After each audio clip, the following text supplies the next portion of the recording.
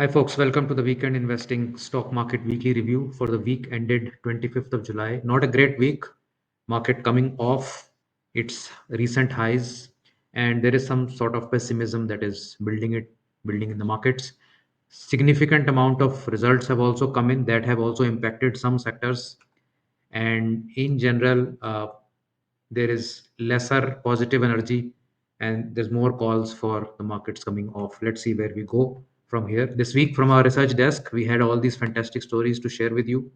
Could a weak dollar spark the next bull run in emerging markets? Is the gold bull run just getting started?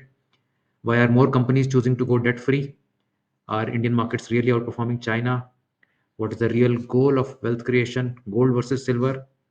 Gold dominance era? Bear markets becoming a thing of the past? When stock prices don't follow fundamentals, what happens? The real power of time in investing. These and more on the Weekend Investing app, on the newsletter, on the blog, and you can read them wherever you like. Disclaimer as always, please read it fully and understand it, and only then go forward. And do subscribe to the channel if you haven't so far. The last two sessions of Nifty have been disappointing. It has come off quite sharply, losing about 400 plus points. From the top, we've gone about 800 points down. We have come back to this congestion zone that we had earlier from mid May to mid June, and hopefully, we will not break below the lows of that range. That is the sort of idea. And we've also gone 4 weeks in a row on the down. Usually, you will find that between 4 to 6 weeks is the sort of maximum one side move, and then you get either a bounce or a reverse leg. So net 0.53% this week is not so bad. Market did try to make a comeback. Perhaps it may take another week or so, and then some attempt will be there. S&P 500 on the other hand is running like a mad horse, 1.46% up this week, and a very clean breakthrough and breakout has happened on the US markets. Gold attempted a new high in the last 1 week, but in the last 1.5 sessions, it was smashed down and it ended exactly flat where it was the week before. So, no net damage done this week, but an opportunity to break out has been uh, foiled. Dollar index um, has also moved lower a bit, 97.6 now, minus 0.8%. So dollar index continues to move down, breaks down below this recent low. I think some bullishness will come back into gold and in emerging markets basis that. Benchmark index, small caps lost significant versus the large caps. So nearly 3% lost in small caps, 1.5% in mid caps, and Nifty Next 50. Nifty 500 lost 1% and Nifty has lost 0.5%. If you were to see a 1 year view, then Nifty Next 50 is still down 7%, small caps down 0.5%, Nifty 500 plus 0.5%, Nifty 50 1.7%, and mid caps are up 2%. So this has been a year of consolidation and waiting. It can get extended to more. But over a 3 year period, we are still looking quite good at 14 to 25% gains, and over a 5 year period, also 17 to 32% gains. So if you see rolling returns over any 3 year or 5 year period, it is still not so bad. So don't look at short term too much. Also consider that over a 3 to 5 year period is where the market returns should actually be looked at. Last 1 week, real estate lost significantly at 4.9%, media lost 5.7%. IT has been very, very weak at minus 4.1%. Capital market stocks also losing 3.8%.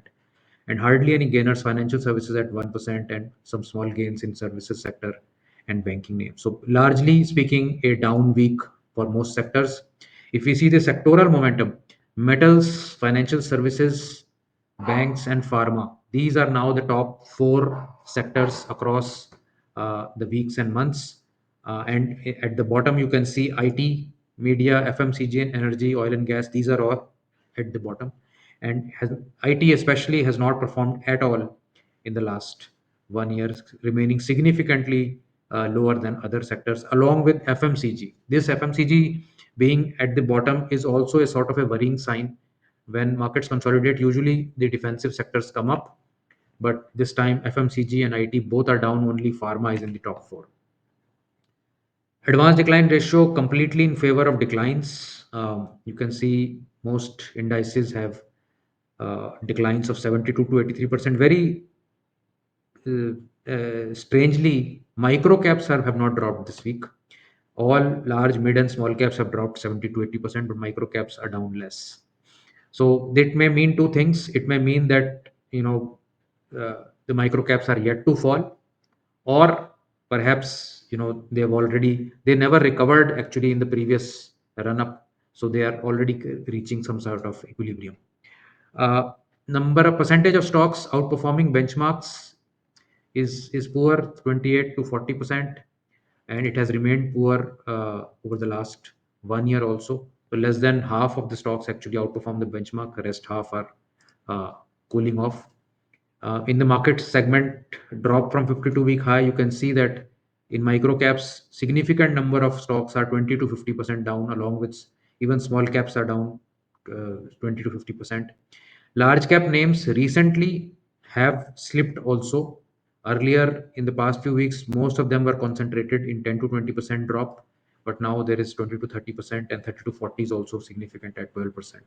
So the entire market seems almost aligned with some change.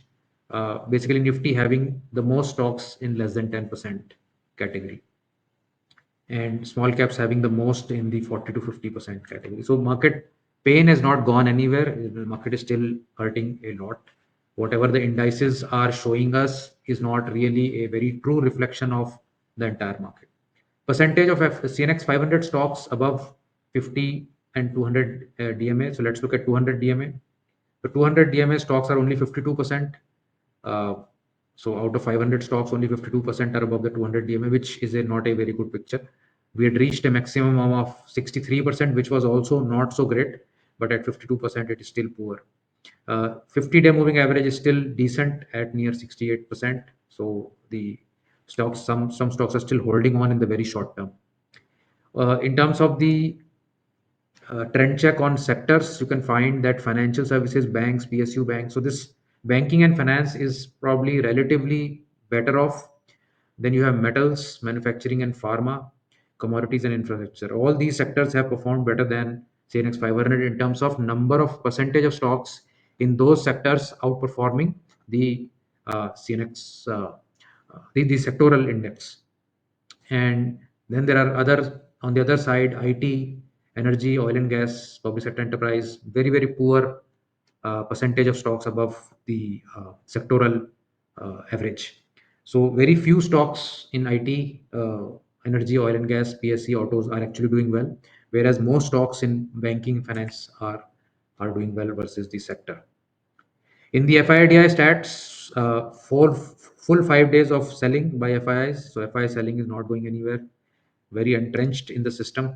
DIIs full 5 days of buying, and good amount of buying. You can see versus previous weeks, the amount of buying was more here. So the contrast remains strong.